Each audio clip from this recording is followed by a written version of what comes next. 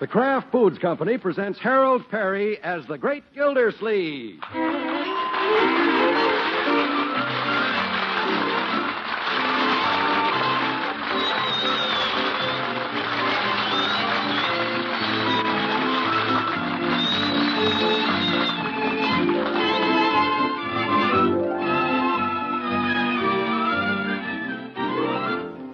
The Great Gildersleeve is brought to you by the Kraft Foods Company, makers of Parkay margarine. Millions of women all over America serve Parkay because it tastes so good. Why, Parkay tastes like it should cost twice as much. To market, to get some Parkay. Home again, try it today. You like it, you love it, like millions who say their favorite margarine is Parkay, Parkay margarine, made by Kraft.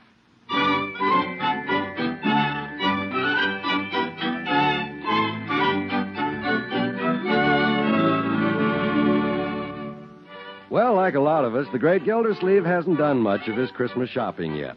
With only 8 more shopping days to go, he's finally grappling with the situation. It's after dinner now, and we find the great man hunched over his desk in the den. Skates, cowboy belt buckle, table tennis set, basketball. Guess that takes care of Leroy. A coat for Bertie, that wristwatch for Adeline. Then there's the Jolly Boys. Oh, my goodness, I've got a lot of people to buy presents for. Got a lot of extra expenses, too. The baby, getting married. Well, I'll just have to cut down a little on every present, I guess. Oh, there you are, Miss Gildersleeve. Yes, Bertie? Oh, hello, baby. Little Romery. Just brought her in to say good night. It's her bedtime. Yeah, good night, little darling. Sleep tight.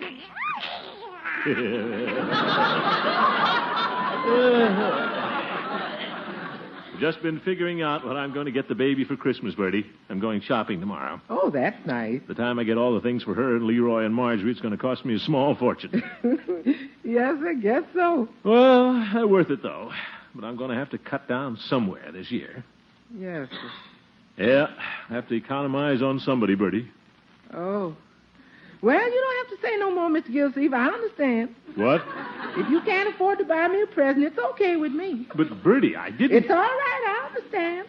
But I want to buy you a present. I know you want to, Mr. Gildersleeve, but if you can't afford it, don't you worry. I understand. But you don't understand. Yes, I do. I just want to see those children's happy faces when they open their presents. That's all I want. That's very nice of you, Bertie, but... No, sir, you don't have to buy me no presents. Christmas morning, when the family comes downstairs and says, Merry Christmas, Bertie, that's enough for me. But, Bertie... Good night, Mr. Gildersleeve, and don't worry. I understand. Oh, dear. Good old Bertie. Well, she's going to get that coat anyway. I'd like to save someplace, though. Let me see. I'm getting Leroy and Marjorie an awful lot of presents. Maybe they wouldn't mind giving up just one thing. Every little bit helps. Now, Leroy doesn't have to have that basketball. Sure. I'll just explain to the boy I have to save some money. He's old enough to understand. Leroy. Yeah? Oh, you in the living room? Well, how are you this evening, my boy? Huh? I said, how are you? I'm okay. Well, that's good. And how's school? School? I'm on Christmas vacation, Unc. Oh, yes, of course. Christmas. Say, that reminds me, Leroy. I wanted to talk to you about something. You know, Christmas is a wonderful time of the year. Sure is. Little families gather around the Christmas tree. Everybody gives each other presents. Yeah. But remember, Leroy, it isn't how much you give. It's the spirit in which you give it. Oh, sure. Glad you understand that, my boy. So I know you won't mind if I don't give you that basketball. What? Now, Leroy. You promised me. I know that. Leroy. Oh, okay, Leroy. I'm sorry. You get your basketball. I will. Gee, thanks. Yeah. You got the real Christmas spirit, Unc. Yeah. See you later.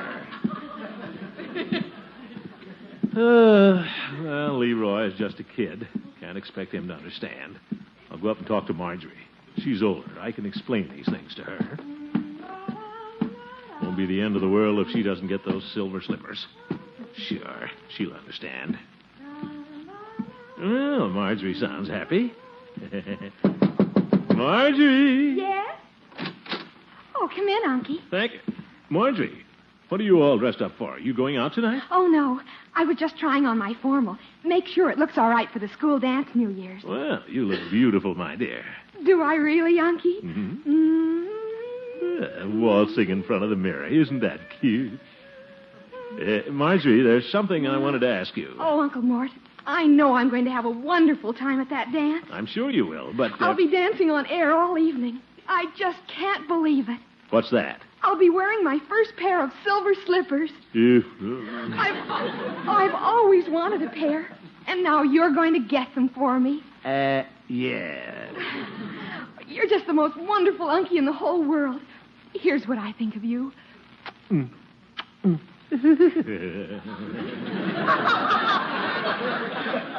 Now, Unky, what was it you wanted to ask me? May I have the next waltz? I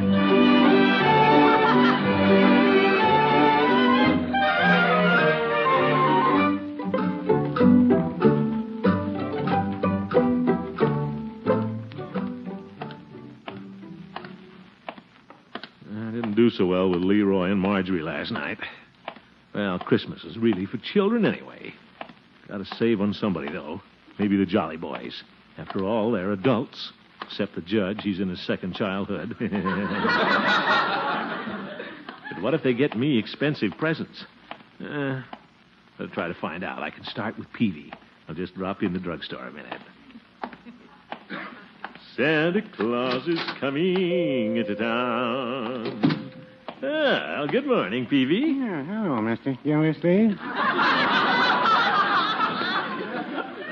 A nice morning, isn't it? Yeah, it seems to be. Peavy, I'm going to do a little Christmas shopping today. Oh, that's so? Yeah, I'm taking the day off. Guess the office can get along without me for one day. Yes, I believe it can. Yeah. Go right down to Hogan Brothers and finish up. Have you done your Christmas shopping, Peavy? Yes, I have. Oh? You bought all your presents? Yes. Mrs. Peavy and I wrapped them last night and put them under the tree. Well, then, I guess you wrapped mine. Yes, we did. Was it a big package? Well... No, it was a small package. I didn't say that. And I guess it was about medium. I didn't say that either. Well, I guess you didn't get me anything too fancy. How's that? I mean, I don't suppose you got me anything expensive. Why not? Well, I mean... Mr. Gildersleeve, no one has ever called me a cheapskate. Peavy, I didn't say that... I don't toss my money to the winds, but I do have a reputation as a moderate spender. Of course you do. No, sir. There aren't any fish hooks in my pocket. I know that, Peavy. I didn't mean that at all. I just didn't think that you should spend too much money on my present. Why not? What? I can afford it. Oh, my goodness. In fact, I'm buying bigger presents than ever this year. You are? Certainly. Peavy's Pharmacy may not be a gold mine, Mr. Gildersleeve, but it's a good living. Peavy, Of course, I'm just a little businessman, not a city official. I can't take the day off and go shopping on the taxpayers' time. Oh! Look here, Peavy. I'm earning my salary. I'm worth every cent the taxpayers pay me. Well, now, I wouldn't say that. Merry Christmas.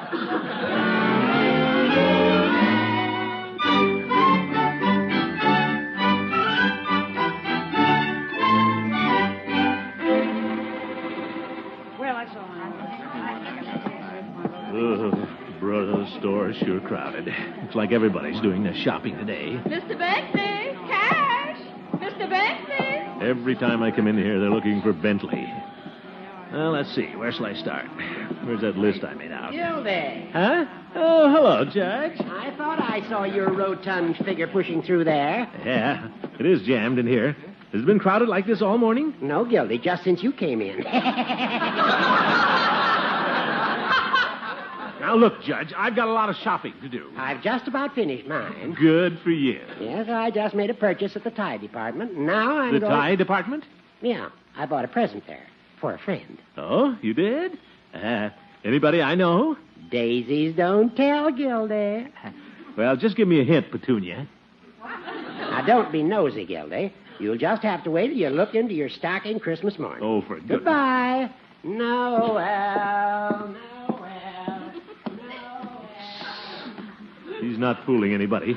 I bet he bought me a cheap tie again, just like he did last year. Well, that's all right with me. At least I can save some money on his present. I can get through this. Excuse me, madam. Here we are. Can I help you, sir? Yes, I'd like to look at your dollar ties. Yes, sir. This counter right here. Oh, yes. Pretty bright patterns, aren't they? Peppermint stripes, pinwheels. Here's one with big yellow sunflowers on it. Just the thing for the judge. Would you like the one with the sunflower, sir? Sure. If the old goat doesn't want to wear it, he can always eat it. I beg your pardon? Nothing. And you put it in a box, please. It's a gift.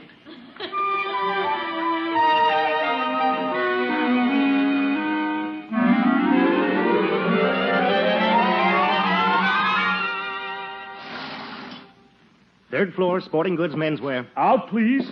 Out! Thank you. Let's see. Get Leroy's basketball up here. Yes, that one's rather nice. Oh, my goodness, there's Hooker again. What's he doing, following me around? Wait till he sees that dollar tie. May I see the blue silk robe again, please? Yes, sir. Wonder who he's buying a dressing gown for. That's very nice. Do you have that in a larger size? Oh, yes, sir. What size did you want? The largest you have. It's for a very fat dog. Oop. I wonder... Oh, he couldn't be buying that for me. It's someone I've known for years. I'm really very fond of him. Could be. I know it's more than he'll get me, but after all, he has a lot of expenses with his family. By George, it is me. I misjudged that fine old fellow. He's true blue. And I got him a necktie with sunflowers on it. I'm going to take it right back and get him something nice. Down, please, down.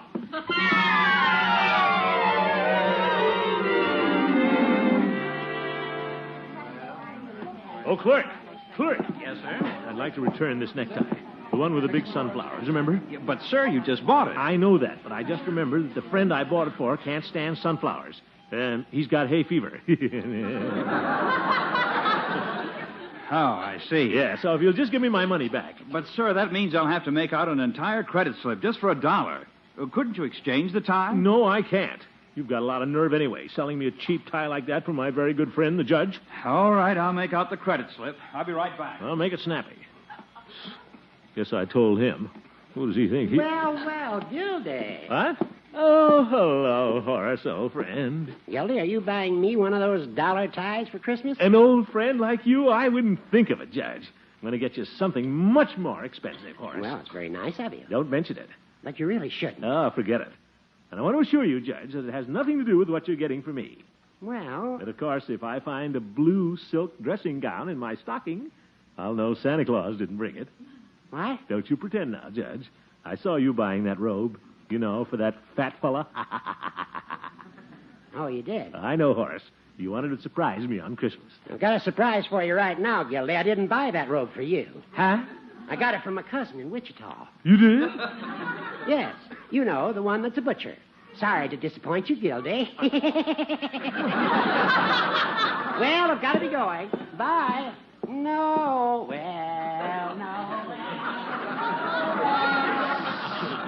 Yeah, the old goat. What does a butcher need a dressing gown for? You probably wear a straw hat with it. Well, here you are, sir. What? Here's your credit slip for the tie. I don't want it. What? But, sir, you said you wanted to get something else for your friend. He's no friend of mine. Give me that tie back.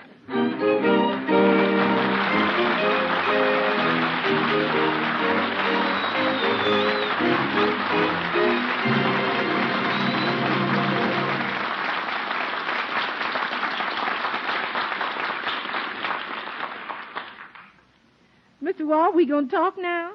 Sure, Bertie, if you'd like to. Well, to tell the truth, I like eating what we talk about more than I like talking about it. Well, friends, as you may have guessed, Bertie is on her favorite subject, Parkay, the margarine that tastes like it should cost twice as much. And the reason Parkay tastes so good is it's made from the selected products of American farms and prepared with all the care of a rare luxury food. It has the fine, delicate flavor. It has the nutritional value plus 15,000 units of essential vitamin A. Yes, it's a luxury in every way but one. Parkay costs only about half as much as the most expensive spreads. Well, Mr. Wall, anybody can tell that by just looking around at the store.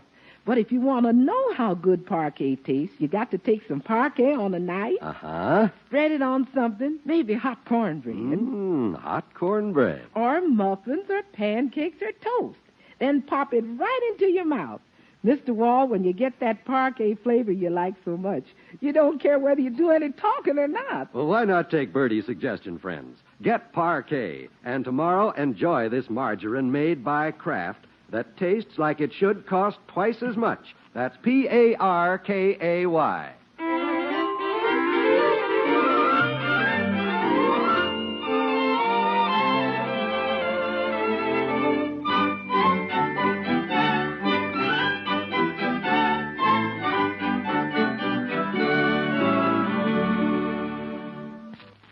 Well, it's afternoon now, and the great Gildersleeve is still fighting the crowds in Hogan Brothers department store.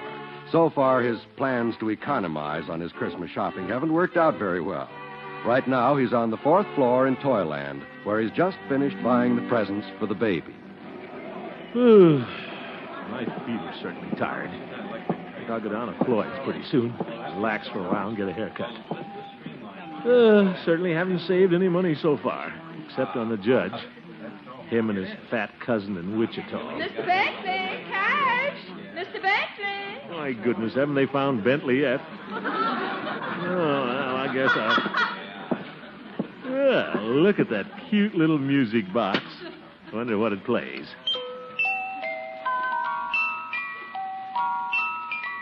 The Big Bad Wolf. Well, isn't that cute?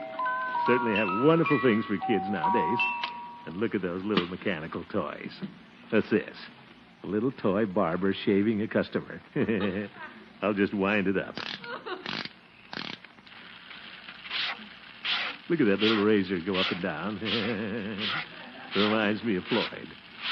Yeah, only 99 cents. Say, that wouldn't make a bad Christmas present for him. It's just 10, but I bet Floyd would get a kick out of it. He's not very sentimental about Christmas anyway. It's the thought that counts. And only 99 cents. Yeah, clerk. Oh, clerk.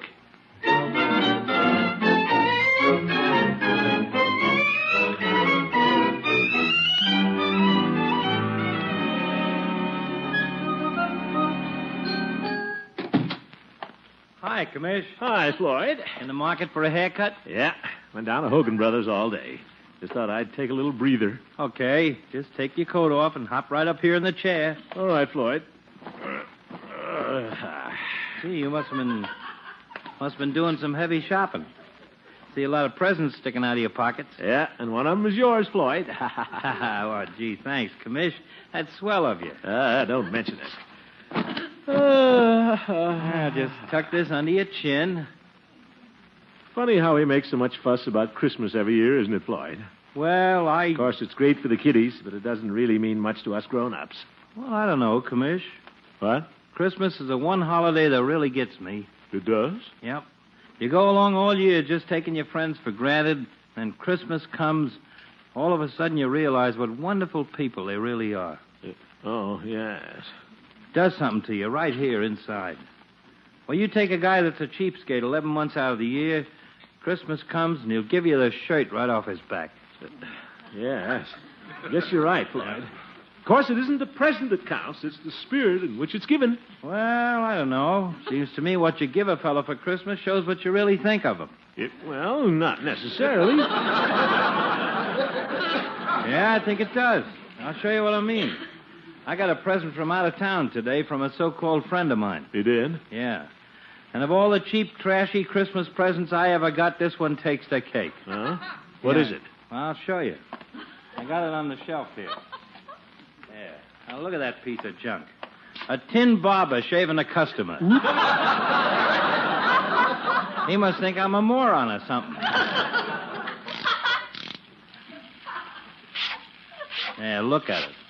What's he expect me to do, stand around and watch it all day? Well, I'm... Yeah, how do you like that? Busted already. The thing must have cost all of 98 cents. 99. What? Yeah. Nothing. Now, I ask you, Commish, would you buy a thing like that for a friend? No. Of course you wouldn't. By the way, Commish, if you want to lighten your load there, you can drop off my present now. I think I'm going to have to exchange it, Floyd. I got the wrong color.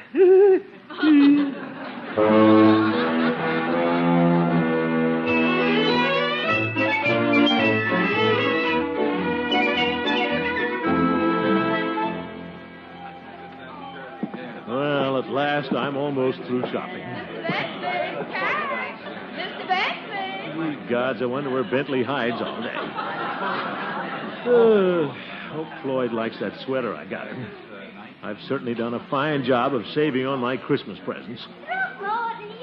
Hello, Adeline. You shopping, too? Yes, darling. How's my chubby hubby-to-be? I'm fine. You poor man, you look all worn out. Well, I am a little tired, but I'm almost through. All I have to buy now is little Adeline's present. Right over there in the jewelry department. Oh, I'm glad you haven't got my present yet. I wanted to talk to you about that. Oh, you did? I've got an idea. You know, darling, we're going to be married pretty soon. Uh-huh. And we ought to have some new furniture for the house. Oh? And I just saw the cutest living room set in the furniture department. Only $750. $750? Is that what you want for Christmas? Oh, of course not, silly. I'd like to have it someday when we can afford it. Oh. But I think we ought to start saving for it right now, and that's why I don't want you to buy me that wristwatch for Christmas. You don't? No, it's entirely too expensive. You just get me some little old doodad for about $1. But, Adeline, you wanted that wristwatch so badly. Well, I just thought I did. I can get along without Well, it. gosh, I don't know. Well, now I insist. After all, we've got to be sensible, Throckmorton. And I believe a wife should help her husband every way she can. Gosh, Adeline, you're all wool and a yard wide. Besides, you'll be my Christmas present, you great big Cupid doll, you. So you just run along now and get me some little token, and remember, nothing expensive. Well, all right, if you want it that way. Goodbye. Goodbye. See you tonight. Oh, Adeline's wonderful. Imagine her helping me to save money like that. She's right, I guess. It's the sensible thing to do. Let's see, I saw some inexpensive earrings at the jewelry counter the other day. Here we are. Let's see. Oh, hello, Mr. Gildersleeve. Hello there. Well, I suppose you've come for that watch you were looking at the other day. Well... I've got it laid aside right here. There you are. It's a beauty, all right. I'm sure it'll make your fiancée very happy. I'm sorry, but I've changed my mind. I'm not getting her the watch. Oh? I thought I might get her some earrings. Something about $1.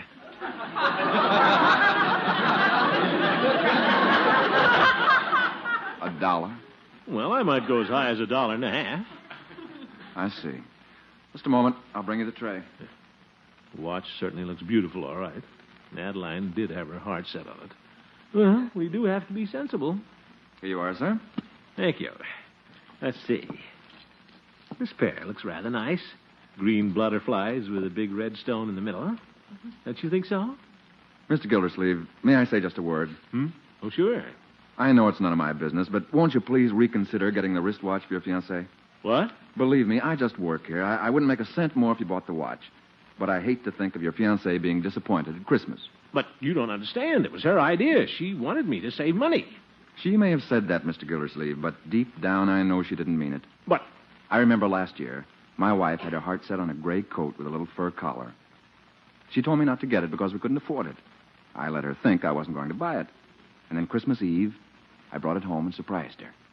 She was so happy, Mr. Gildersleeve, she broke down and cried. She did? Yes. Well, this is different, though. There's no use getting sentimental. Very well, sir. I just thought that since this was Christmas time... No, I'm going to be sensible about this. After all, Christmas is no different from any other time of the year.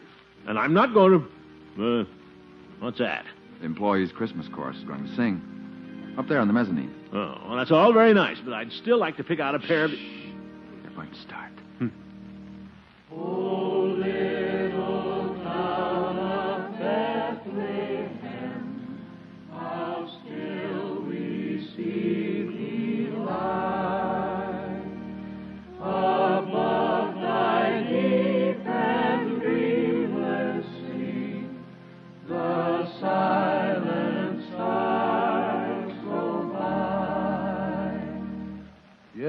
let in thy dark street shine. The everlasting light, the hopes and fears of all the years are met in thee tonight. Clerk, Yes, Mr. Gildersleeve. wrap up the wristwatch. Who wants to be sensible on Christmas?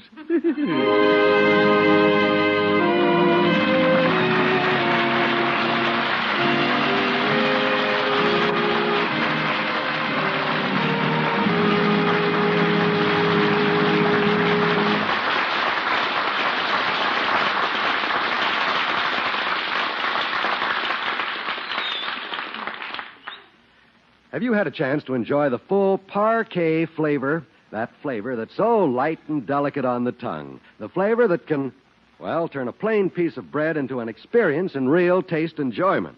Parkay margarine is nourishing, too, of course. As nourishing as the most expensive spreads, even though it costs only about half as much. It's fortified with vitamin A to make sure you get even more of the nutritional essentials. But the flavor, that's the thing. Whether you prefer it on pancakes or waffles, biscuits or bread, Parkay tastes so very good. Actually, like it should, cost twice as much. Tomorrow, ask for Parkay, Parkay, Parkay margarine, made by Kraft.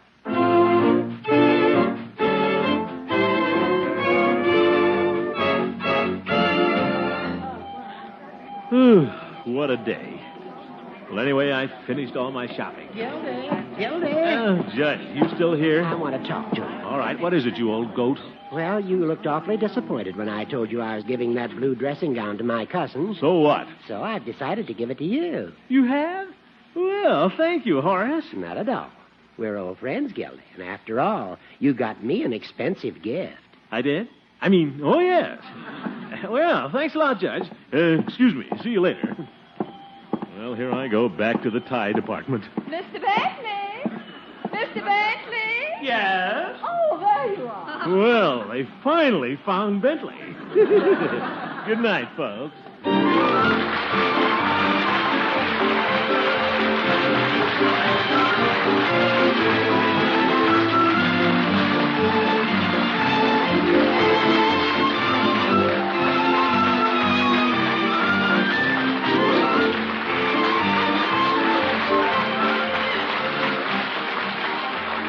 The Great Gildersleeve is played by Harold Perry.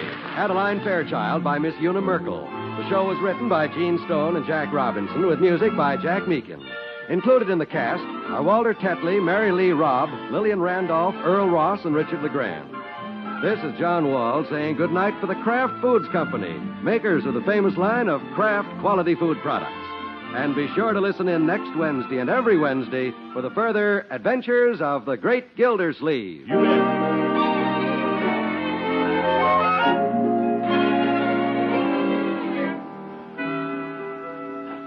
Are you a cheese lover from a way back? If so, you'll be glad to know that now Kraft is supplying your dealer with plenty of aged natural American, the old-fashioned kind that comes in big golden wheels. Aged natural American has been pretty scarce since before the war. People have been eating so much cheese that it's been difficult to set aside much for aging. But during the past year, Kraft has been sending fine cheddars to the curing rooms, carefully aging them to bring out that deep-down mellow goodness. Now your dealer has this grand cheese. Be sure to get a big golden wedge of it for the holidays. Ask for the natural American Kraft has aged so carefully for you.